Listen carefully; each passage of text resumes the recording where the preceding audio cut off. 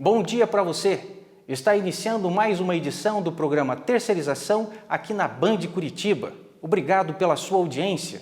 Hoje falaremos sobre segurança privada, o Estatuto da Segurança Privada e a sua tramitação em Brasília. Vamos falar sobre o uso irregular do giroflex com o Coronel Costa e também sobre a campanha nacional da clandestinidade com o Dr. Jorge Fayad, da Polícia Federal. Obrigado pela sua audiência, fique conosco.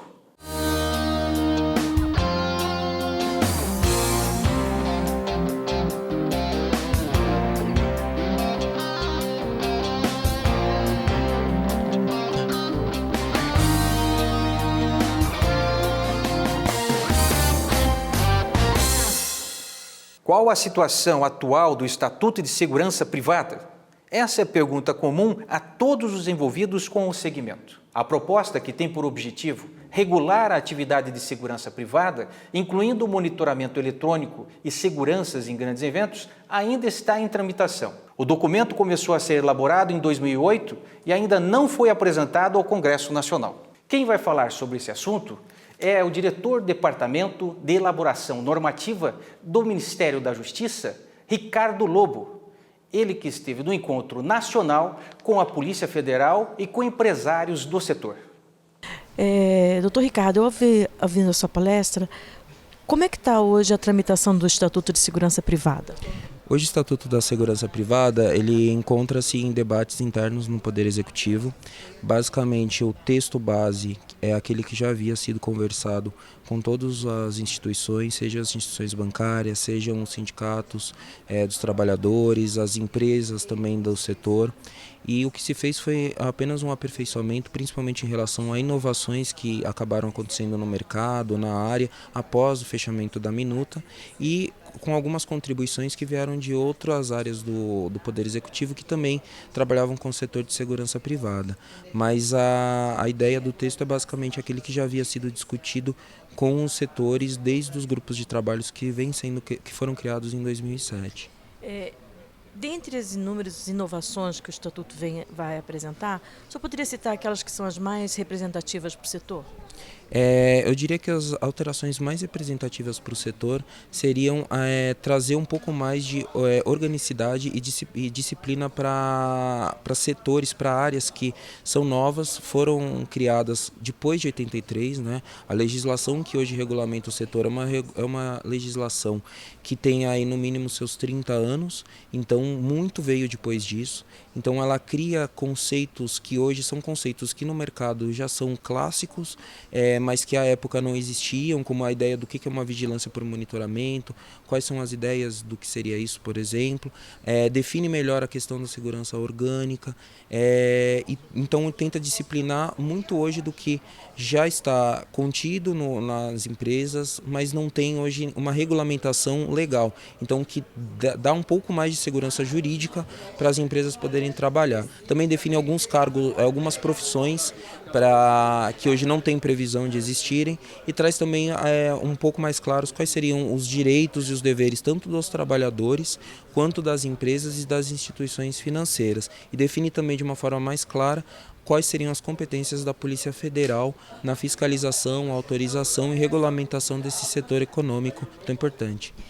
Me parece também que deixa bem claro quais são as penas a que as empresas clandestinas são sujeitas a esse tipo. O senhor pode falar um pouquinho sobre isso? Sim, um dos grandes pontos que nós temos hoje em relação à segurança privada, que acaba afetando um setor inteiro, são as empresas clandestinas, que acabam agindo fora da legalidade, sem nenhum tipo de fiscalização ou regulamentação, e que acabam agindo de uma forma que prejudica o setor inteiro. Diante disso, da necessidade de uma maior atuação nesse setor, foram tipificadas ao menos 3 condutas que hoje não existem dentro da legislação penal. Então se tipifica, por exemplo, a questão de uma pessoa que exerce a segurança privada sem autorização, sem regulamentação, sem estar ligado ao seu sindicato ou alguma empresa. Também se penaliza o criador, se tem uma pena específica para o sócio para o dono dessa empresa clandestina, né, não só para a pessoa que a exerce no fim, na ponta. Então, essa tipificação a gente entende que é algo importante para ajudar na regulamentação dessa área, né, trazendo também a competência da Polícia Federal para atuar na repressão desse tipo de crime que seria criado. Alguma previsão de quando ele pode, finalmente a gente pode ter o estatuto aprovado? Nós entendemos que o quanto antes ele deverá já ser finalizado e apresentado. Houve já um debate aprofundado dentro do Poder Executivo sobre esse tema. Os principais pontos já estão fechados.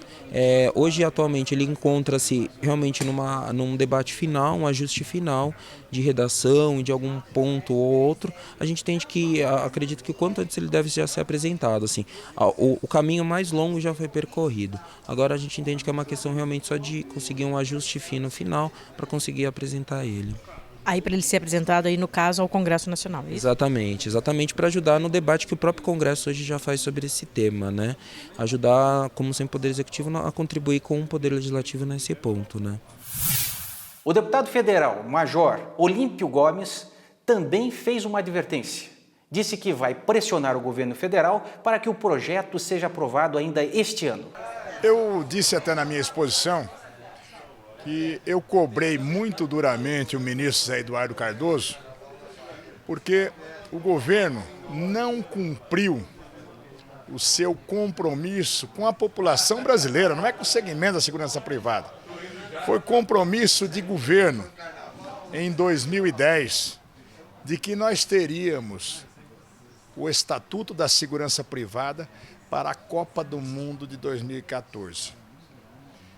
Se foi um vexame dentro do campo, nós tivemos um vexame governamental em 4 anos não fazer absolutamente nada de concreto para que nós pudéssemos ter para a Copa do Mundo o Estatuto da Segurança Privada. E agora? Nós estamos na iminência dos Jogos Olímpicos. O ministro Zé Eduardo foi na Câmara dos Deputados prestar contas do mandato e foi arguido duramente por mim, exatamente dizendo: nós vamos chegar na Olimpíada sem ter o Estatuto da Segurança Privada adequado às necessidades, não só dos Jogos Olímpicos, mas da sociedade brasileira. Nós temos a Lei 7.102 de 83. Um momento completamente diferente em termos de evolução tecnológica, em termos da necessidade de serviços privados, da inclusão e da legalização de atividades, como eu disse ali em relação ao vigilante ambiental, o vigilante em estabelecimentos socioeducativos e tantas outras modalidades. O senhor acha que esse atraso colabora para que a ação clandestina aumente no país? Eu não tenho a menor dúvida. Eu só posso dizer da minha satisfação, e hoje estou aqui na Academia Nacional de Polícia, com os trabalhadores, os empresários, os pesquisadores e cientistas políticos e sociais estarem lançando uma cartilha nacional de orientação às pessoas. Quem contrata serviços clandestinos de segurança, muitas vezes, ou na maioria das vezes, está contratando o olheiro do bandido. Se nós já temos insegurança, ela se potencializa exatamente naqueles que estão na ilegalidade. Agora, nós estamos numa comissão especial na Câmara dos Deputados que foi formada e determinada pelo presidente Eduardo Cunha, não só para estabelecer o que vai ser votado no plenário em relação ao piso nacional do vigilante, mas apensou todos os projetos que estão tramitando em relação à segurança privada. A Câmara... E nós vamos ter, sim, um dispositivo que será votado e que será aplicado, sim. É o povo brasileiro dizendo. Nós tivemos representantes do Ministério da Justiça, da Polícia Federal, do empresariado, da Febraban, que é um dos grandes tomadores de serviços de segurança privada. E nós vamos concluir os trabalhos da comissão especial, vai para o plenário da Câmara, vai ser votado, e o governo, se continuar dormitando, vai ser obrigado a assimilar a necessidade do povo brasileiro. A comissão vai pressionar, então? Já está pressionando de todas as formas. E não é uma pressão da comissão, não. Quero adiantar que no momento em que se formou a comissão especial, a determinação do presidente da Câmara não é simplesmente para ficarmos fazendo reuniões, coletar material, audiências públicas, para promover nossos mandatos e depois não acontecer nada. Nós vamos exigir. O nosso papel ali é de legislar e também de fiscalizar. E o Executivo vai ter que se adequar às necessidades da população brasileira. E vai se tornar uma realidade, sim. No próximo bloco, você vai ficar sabendo se as empresas de segurança privada podem ou não usar giroflex. Voltamos já. Salário de 20 mil, semana de 4 dias, férias trimestrais e motorista particular. Se o senhor precisar de um tempinho para pensar aí... Já imaginou se a vida fosse tão fácil? O seu seguro de vida pode ser. Previsul Seguradora. Seguro de vida mais fácil é assim. Descer a Serra do Mar Paranaense de trem é muito melhor. E conheça seus atrativos, como o Santuário do Cadeado, a Ponte São João e o Viaduto do Carvalho. Ligue agora e aproveite. 3888-3488. Você está buscando uma instituição com foco no mercado de trabalho? Então venha para o CEPENCA, a Escola Técnica da FACOP. Contando com uma estrutura de 13 salas de aula, laboratórios práticos e uma equipe de professores altamente qualificada, a FACOP garante seu ingresso no mercado de trabalho. Faça já sua inscrição. Curso técnico em segurança do trabalho. Aulas a partir de agosto. Mais informações no site www.facop.org.br, pelo telefone 3699-0090 e pelo e-mail cepenca@facop.org.br. CEPENCA, a Escola Técnica da FACOP.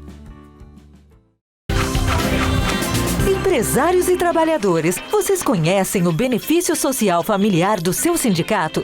Tranquilidade para os empresários, segurança para os trabalhadores, fortalecendo o segmento. Consulte os benefícios em sua convenção coletiva de trabalho. Saiba mais sobre os benefícios acessando beneficiosocial.com.br ou entre em contato gratuitamente através do 0800. Quando os sindicatos trabalham juntos em prol do segmento, o benefício é de todos. Estamos de volta com o programa Terceirização aqui na Band Curitiba. Obrigado pela sua audiência. Estamos aqui nos nossos estúdios com o Coronel Costa, ele que é consultor em segurança pública e também em segurança privada, ex-comandante da capital do estado do Paraná, do policiamento e também ex-comandante do batalhão da Polícia de Trânsito, BPTran. Vai falar sobre o uso irregular do giroflex. Muito obrigado pela sua presença no nosso programa Terceirização e vamos falar um pouco o que os nossos telespectadores estão interessados sobre o uso do giroflex, se é certo ou errado, principalmente pelas empresas clandestinas. Obrigado pelo convite. Para mim é um prazer poder responder a essas dúvidas e questionamentos que a população com certeza tem. Vamos então às primeiras perguntas dos nossos cidadãos. Às vezes vemos veículos não oficiais usando equipamentos giroflex. Isso é permitido? Não. O uso do giroflex é exclusivo para veículos oficiais ou autorizados. O que é muito comum a população perceber quando circula é principalmente empresas de monitoramento, que colocam giroflex na cor laranja e fazem patrulhamento. Esta situação é totalmente irregular porque não há uma previsão legal para isso, ou seja, quem está usando esse tipo de giroflex está descumprindo a legislação, pode inclusive ter seu veículo notificado e obrigado a retirar na hora o giroflex. Quem é que pode usar o giroflex? As polícias. Em particular, as polícias usam duas cores, a vermelha e a azul. Elas são exclusivas para a área de segurança pública. No caso de prestadores de serviço para o município ou para o estado, cito como exemplo, um veículo que está fazendo serviços para a Copel. Ele tem o giroflex, mas ele só pode ser autorizado a ligar quando ele está parado, executando o serviço. Na área da segurança privada, a única estrutura que pode utilizar o giroflex, também na cor alaranjada, é as empresas de transportes de valores. Os veículos de segurança privada podem usar giroflex? Não, como já falei, apenas empresas de transporte de valores que é autorizado por lei em virtude de que elas têm autorização para parar, inclusive em locais muitas vezes proibidos, para evitar circular com dinheiro por grandes áreas de extensão. As empresas, tanto de segurança privada quanto de monitoramento, não podem, são proibidas de usar esse tipo de iluminação refletiva. Como é feita a fiscalização desses veículos que usam esses equipamentos indevidamente? A fiscalização ela tem que ser feita pelo órgão competente, no caso o Batalhão de Polícia de Trânsito, tanto na capital como no interior do estado. O que a legislação brasileira diz sobre o giroflex? Essa iluminação ela é feita para caracterizar realmente a emergência ou uma necessidade especial. No caso da Polícia Militar, dos Corpos de Bombeiros, guardas municipais, ela é utilizada para que a população tenha conhecimento de que está uma ocorrência em andamento e aquela sinalização serve para solicitar uma preferência no deslocamento. Com relação às prestadoras de serviço, serve para identificar que naquele local encontra-se um veículo estacionado prestando um serviço complementar ao Estado. Salário de 20 mil, semana de 4 dias, férias trimestrais e motorista particular. Se o senhor precisar de um tempinho para pensar aí... Já imaginou se a vida fosse tão fácil? O seu seguro de vida pode ser. Previsul Seguradora. Seguro de vida mais fácil é assim. Descer a Serra do Mar Paranaense de trem é muito melhor e conheça seus atrativos, como o Santuário do Cadeado, a Ponte São João e o Viaduto do Carvalho. Ligue agora e aproveite. 3888-3488. Empresários e trabalhadores, vocês conhecem o benefício social familiar do seu sindicato? Tranquilidade para os empresários, segurança para os trabalhadores, fortalecendo o segmento. Consulte os benefícios em sua convenção coletiva de trabalho. Saiba mais sobre os benefícios acessando beneficiosocial.com.br ou entre em contato gratuitamente através do 0800. Quando os sindicatos trabalham juntos em prol do segmento, o benefício é de todos. Estamos de volta com o programa Terceirização aqui na Band Curitiba, abordando hoje o assunto da segurança privada. A campanha nacional de prevenção e combate à clandestinidade, lançada em Brasília e apresentada aqui no programa, apresenta os seus primeiros resultados no Paraná. A Polícia Federal, sob o comando da Delegacia de Segurança Privada, intensificou as suas fiscalizações e autuou diversas empresas irregulares. Quem vai falar mais sobre esta fiscalização é o Dr. Jorge Fayad, delegado da Polícia Federal. Dr. Jorge, obrigado pela tua participação no programa Terceirização e a gente gostaria de saber do senhor sobre a experiência que o senhor está tendo na delegacia, que é especificamente de segurança privada. Uma experiência muito gratificante. Evidentemente, nós sabemos que o Estado ele não está apto a prestar segurança de um modo totalitário, então é em virtude disso que existe essa questão da segurança privada, ou seja, otorgando ao particular a possibilidade de também contratar pessoas para que prestem segurança no seu patrimônio e comunidade física. Então é evidente que nós estamos satisfeitos com o quantitativo de empresas legalizadas que estão cadastradas junto à Polícia Federal, o quantitativo de vigilantes que realizam os cursos necessários para prestar segurança, mas infelizmente também existem empresas, né, que nós recebemos diversas denúncias anônimas ou denúncias até nominativas, demonstrando que algumas estão prestando serviço de modo irregular, ou seja, de forma clandestina. Quando o senhor vai em loco até a empresa que é tida como clandestina, o que o senhor acaba verificando e o que o senhor acaba autuando essas empresas? Não, é evidente que é casuístico, né? Cada situação é peculiar, então muitas vezes você chega na empresa, encontra um maquinário que ela utiliza, os equipamentos que ela utiliza, a mão de obra dela, muitas vezes então os layouts, as propagandas, tudo versando sobre segurança privada e você vislumbra o quê?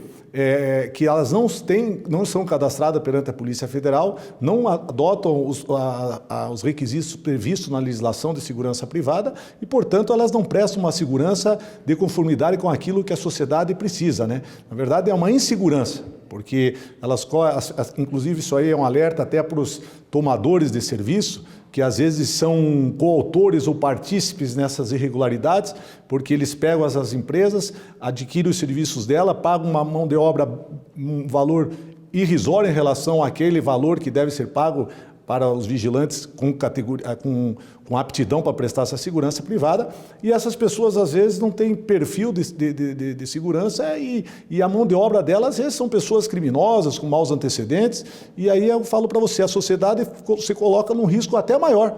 Às vezes é melhor não ter nem segurança do que ter uma segurança de forma clandestina. E o que acontece com essas empresas que são autuadas de forma clandestina, verificado pela sua delegacia? Bom, o objetivo, princípio, o primordial, né, seria o quê? A expedição de um auto de encerramento com a assinatura do representante legal da empresa, se for pessoa jurídica ou se for pessoa física, a própria pessoa que está prestando o serviço.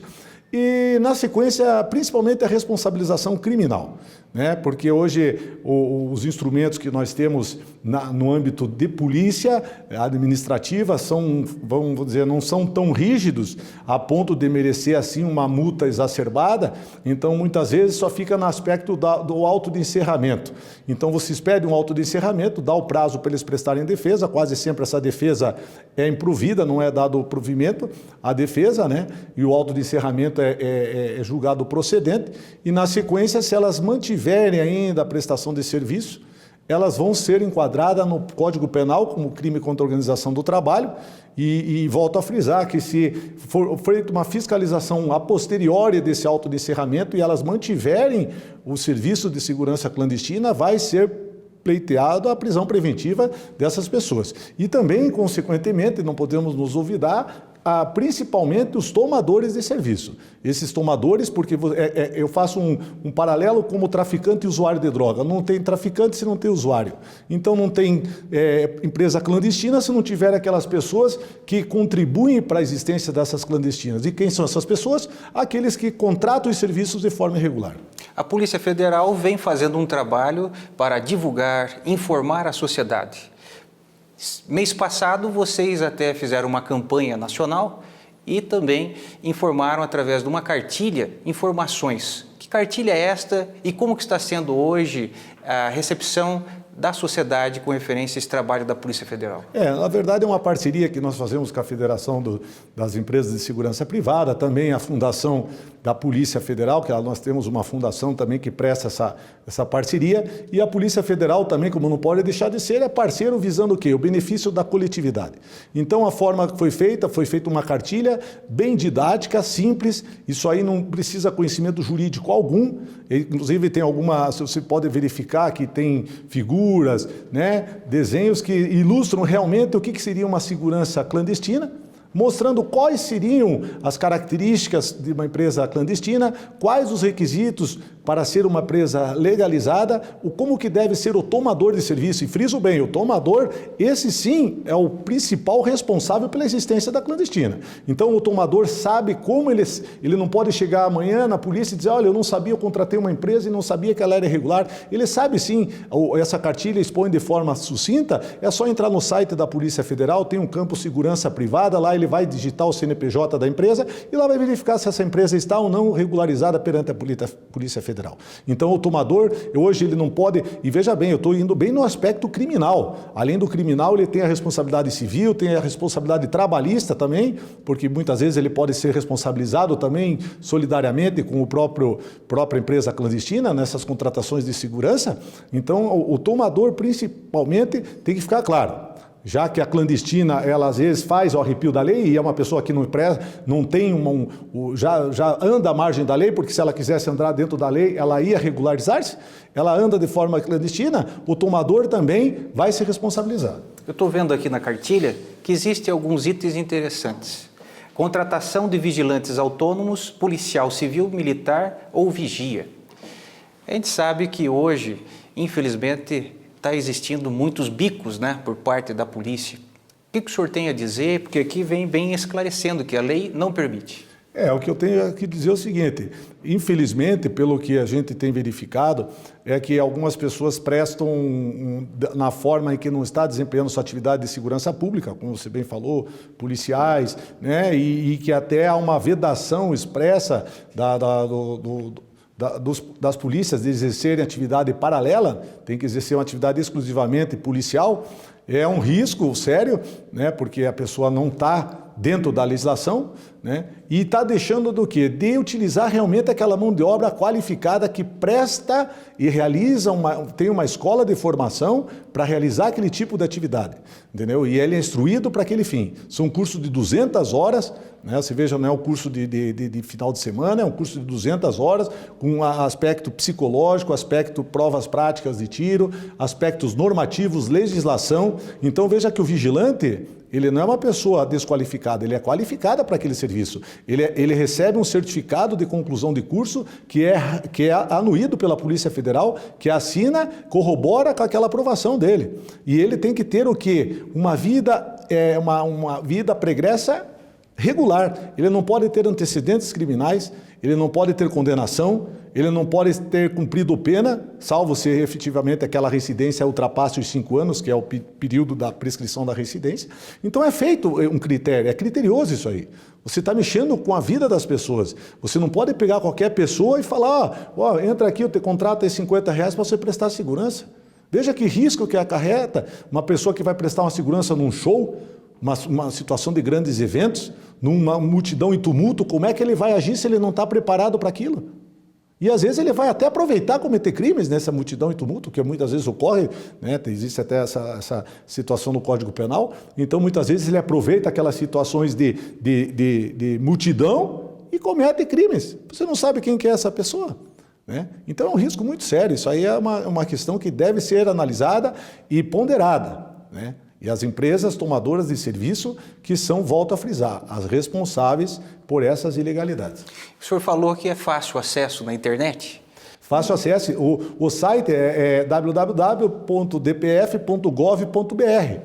Esse é o site da Polícia Federal. Mas as pessoas tomadoras de serviços, elas podem entrar neste site para saber se aquela empresa... Sim, é um site público. É um site público. Ele vai entrar no campo segurança privada e vai digitar lá. Ele vai saber também, inclusive, se o vigilante está ou não qualificado.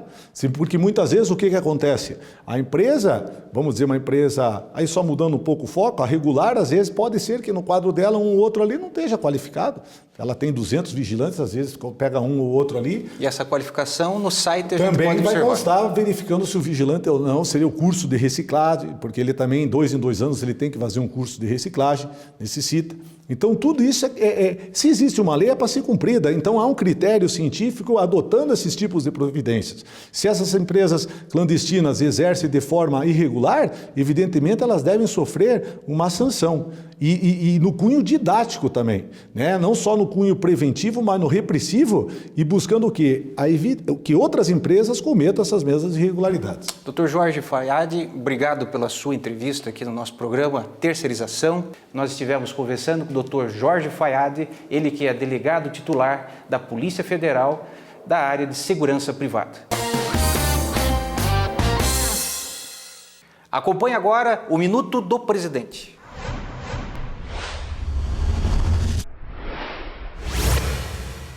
A terceirização não é um retrocesso. A terceirização é um retrocesso para quem não conhece o que é terceirização. Terceirização é a mesma atividade que um profissional está exercendo, só que ele está exercendo através de uma empresa contratada. Ele tem os mesmos direitos, os mesmos benefícios e está protegido pela legislação igual ao outro profissional. Então, quem fala contra a terceirização está falando contra o progresso do país. Todos os países desenvolvidos terceirizam quase tudo e é dinâmico e diferente do sistema estatutário, onde acaba gerando um retrocesso e quase um sistema colonial no Brasil. Então nós temos que parar com esses discursos de propaganda ou de jogar para a torcida e incentivar o que é de melhor para o país e para todo trabalhador que está em busca de emprego, que a terceirização agiliza e facilita e sempre está modernizando o trabalhador brasileiro. E assim terminamos mais um programa Terceirização aqui na Band Curitiba. Até sábado, 11h30. Até lá!